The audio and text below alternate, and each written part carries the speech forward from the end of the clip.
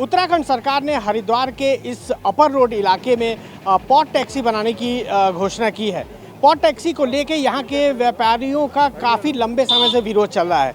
इनका कहना है कि ये पॉट टैक्सी के खिलाफ नहीं है, ये चाहते हैं कि पॉट टैक्सी का रूट सरकार बदले और व्यापारियों के लगातार आंदोलन दबाव की वजह से सरकार ने फ़िलहाल तो इसे रोका हुआ है, लेकिन इन्हें अभी तक, इन व्यापारियों का कहना है कि इन्हें अभी तक सरकार से कोई ऐसा जवाब नहीं मिला जो उन्हें संतुष्ट कर पाए।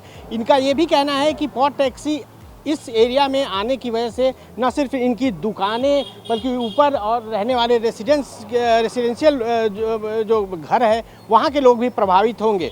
तो आइए हम जानते हैं यहाँ के व्यापारियों से कि क्या है उनकी वास्तविक समस्या और क्यों वो नहीं चाहते कि पॉट टैक्सी इस इलाके से गुजरे। भाई साहब, आप बताओ, आप लोग क्यों नहीं चाहते पॉट टैक्सी? क्योंकि पॉट टैक्सी आएगी, टूरिस्ट बढ़ेंगे, कंजेशन कम होगा। सरकार का कहना है कि ट्रैफिक कंजेशन कम होगा। आप क्यों विरोध कर रहे हो इसका?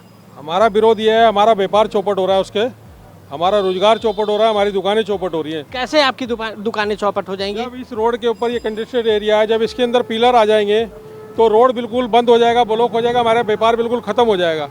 हमारा केवल पॉट टैक्सी का विरोध नहीं है, हमारा रूट का विरोध है। इसका रूट चेंज कर लिया जाए पॉट टैक्सी का, क्योंकि हमारा रोजी रोटी, हमारा व्यापार, हमारा परिवार इसी दुकानों से चल रहा है। पुराने दादा लाई हमारी दुकानें हैं, हमारा व्यापार जुड़ा हुआ है, हमारा परिवार जुड़ा हुआ है।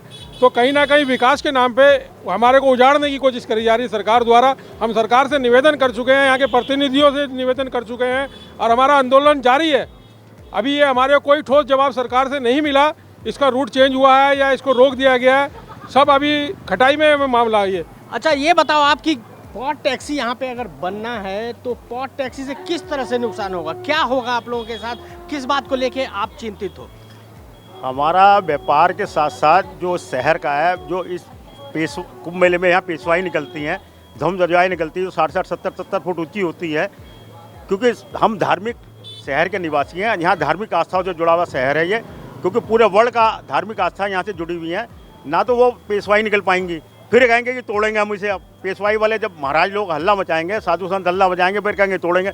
तो जनता को जो खून पसीने की कमाई है, उसमें बैंकों का करोड़ों रुपया फंस जाएगा और इसमें रिटर्न आना नहीं है। 50 साल में भी रिटर्न नहीं आ पाएगा इसका, क्योंकि जितना इन्होंने चार्जेस रखे हैं और जिस सिस्टम रखा है कि मोबाइल से टिकट मिलेगा, ये मिलेगा, वो मिलेगा।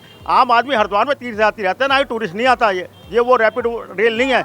नहीं, लेकिन समय के साथ तो चीज़ें बदल रही हैं। अब डिजिटल ज़माना है, तरह तरह के ट्रांसपोर्ट सिस्टम आ रहे हैं, तो आप लोग इसके खिलाफ क्यों हो? ट्रांसपोर्ट सिस्टम नहीं, ट्रांसपोर्ट सिस्टम गंगा दर्शन के नाम पे लाया जा रहा है, तो गंगा के दर्शन कराया जाए, ना कि शहर उजाड़ के मकबरों के दर्शन कराए जाएंगे यहाँ पे। हम रूट परिवर्तन चाहते हैं, विकास विरोधी नहीं है।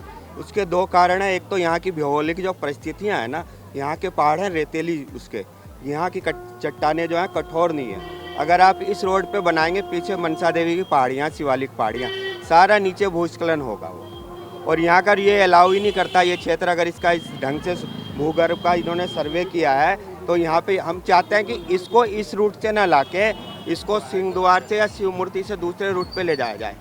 तो कुल मिला के आप पॉट टैक्सी के विरोधी नहीं हो, आप ये कहना चाह रहे हैं, ये इन लोगों का कहना है कि पॉट टैक्सी का रूट बदला जाए। यहाँ पे अगर पॉट टैक्सी बनाई जाती है और पिलर लगते हैं तो क्या प्रॉब्लम होगा? सर, दुकानदारी में प्रॉब्लम होगी और उसके अलावा लोग आने, पिलर तो ऊपर से जाएगा, ट्रेन ऊपर से जाएगी आपके, तो ऊपर से ट्रेन चली जाएगी, यात्री तो रुकेगा ही नहीं, यात्री तो सीधा चला जाएगा, यात्री दुकान में आएगा ही नहीं। सारे लोग पॉट टैक्सी से ही चले जाएंगे, आपको ये लग रहा है? यहाँ नहीं आएंगे, और भी जगह, और भी कई मार्केट्स में इस तरह के पिलर्स बने हैं, दिल्ली में बहुत सारे।